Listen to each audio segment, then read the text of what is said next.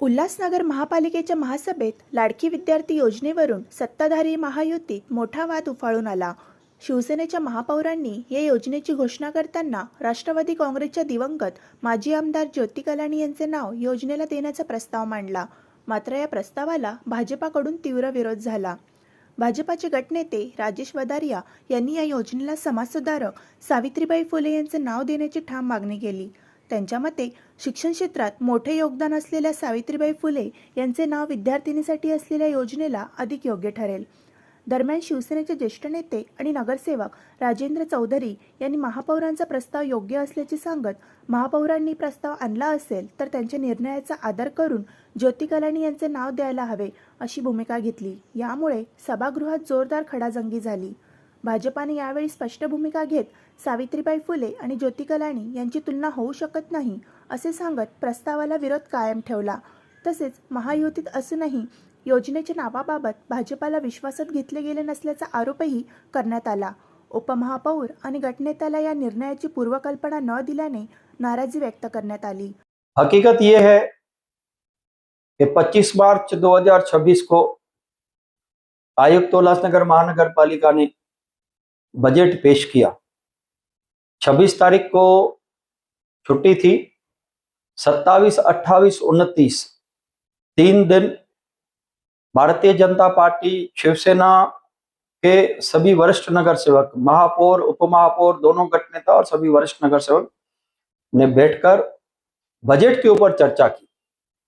उस चर्चा में एक सब्जेक्ट था कि जितनी छात्राएं उल्लासनगर के स्कूलों में 7वीं कक्षा से लेकर 12वीं कक्षा तक पढ़ रही है, उनको एक छात्रवृत्ति देनी चाहिए। 500 रुपया छात्रवृत्ति हर महीने देनी चाहिए। इस बात के ऊपर सभी सहमत थे।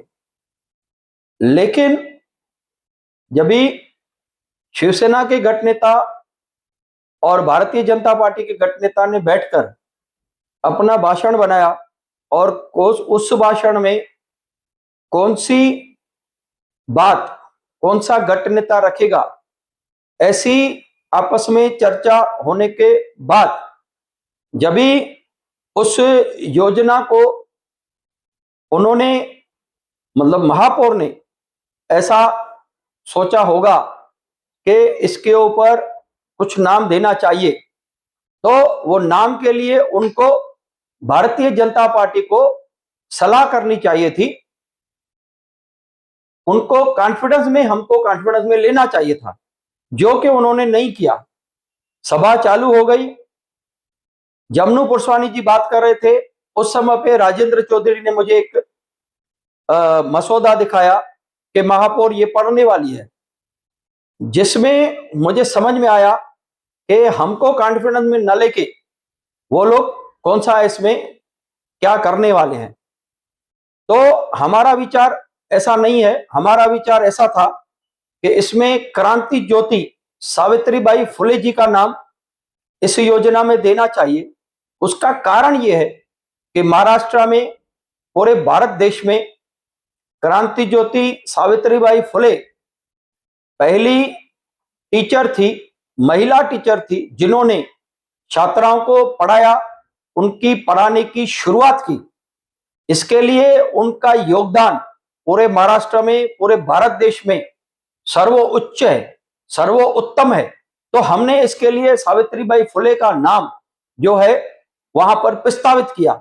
लेकिन बहुत दुख के साथ हमें कहना पड़ा कि राजेंद्र चौधरी, जो शिवसेना के वरिष्ठ नगर सेवक है, उन्होंने ज्योति कलानी माजी आमदार का नाम वहां प्रस्तावित किया। इस प्रस्ताव का उन्होंने, महापौर ने या उनके गटनेता अरुण आशान जी ने हमसे कोई भी, मतलब हमारे उपमहापौर अमरलुंड जी से और गटनेता मतलब राजेश वदरिया से, मेरे से कोई भी सलाह मसलत नहीं की थी और परस्पर उन्होंने कोई डिसीजन लिया था, जिसके लिए हमने हमारा प्रस्ताव महासभा में रखा। देखिए, हमने मतलब अरुण आशान गटनेता शिवसेना, राजेश वदरिया गटनेता भारतीय जनता पार्टी ने, दोनों ने मिलकर ऐसे 15 पॉइंट्स बनाए थे कि हमें क्या क्या अंदर बातें रखनी है। उसमें से कुछ पॉइंट्स अरुण आशान जी ने बोलनी है और कुछ पॉइंट्स गठनेता भारतीय जनता पार्टी बोलेगा। ऐसा हमारा आपस में बात हुआ है। तभी तक भी उन्होंने हमें नहीं बताया कि उनके यहां क्या कहना है या महापौर के मन में क्या है। जब भी हमें उन्होंने बताया ही नहीं कि उनके मन में क्या है, तो हम हमारा डिसीजन लेने के लिए स्वतंत्र हैं और हमें कॉन्फिडेंस में नहीं लिया। इसके कारण उनको हमारा जो है ये जो प्रस्ताव है वो उनको मंजूर करना चाहिए। मैंने मेरा पक्ष आपको स्पष्ट किया है कि पहले तो सावित्रीबाई फुले, क्रांति ज्योति सावित्रीबाई फुले और ज्योति कालानी का कोई भी कंपैरिजन नहीं हो सकता है। सावित्रीबाई फुले जी ने पूरे महाराष्ट्र में, देश में पहली बार लड़कियों को पढ़ाने के लिए कदम उठाए थे। उन्होंने संघर्ष किया था। आज आईएएस बनकर महिला आयुक्त उल्लासनगर महानगर पालिका में बैठी है। आज पढ़ लिखकर हमारी महापौर बनी है। हमारी नगर सेविकाएं पढ़ लिखकर आज नगर सेविकाएं बनी है। तो उसका कारण एक ही है कि जो संघर्ष क्रांति ज्योति सावित्रीबाई फुले जी ने किया था, जिसके कारण वो इस पद को आज पद पे सुशोभित हो रही हैं। तो मेरा यही आग्रह है कि क्रांति ज्योति सावित्रीबाई फुले जी का ही नाम देना चाहिए। दुसरीकडे शिवसेनेने भाजपावर श्रेयवादाचा आरोप केला। ही योजना आम्ही आणली असून त्याचे श्रेय घेण्याचा प्रयत्न भाजप करत आहे असे म्हणत वाद मिटवण्यासाठी पुन्हा संयुक्त बैठक घेऊन तोडगा काढण्याची भूमिका मांडली। खरी परिस्थिती अशी आहे की बजेटची बैठक होती. बजेटच्या बैठकीमध्ये बजेटची चर्चा सुरू झाली. बजेट पूर्ण वाचलं गेलं. त्या योजनेमध्ये बजेटच्या बैठकीमध्ये महापौरांना जे शेवटचं भाषण करायचं होतं ते भाषण त्यांचं आमचे गटनेते अरुण आशान यांच्याकडे त्यांनी दिलं.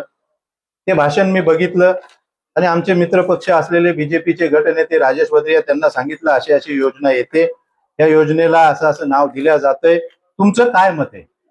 त्यांनी ते वाचलं आणि त्यांच्या बजेटच्या भाषणावर त्यांना जेव्हा ते भाषणाला उभे राहिले त्यांनी त्यांचे मुद्दे मांडले, त्याच्यात ही योजना घेतली आणि या योजनेला सावित्रीबाई फुले नाव दिलं पाहिजे असं त्यांचं मत आहे. सावित्रीबाई फुलेंचं नाव दिलं पाहिजे, त्याच्याबद्दल आमच्या मनामध्ये कुठलाही दुमत नाही. सावित्रीबाई सारख्या महान या देशामध्ये कोणी होऊ शकत नाही, त्यांचा आम्ही आदर करतो.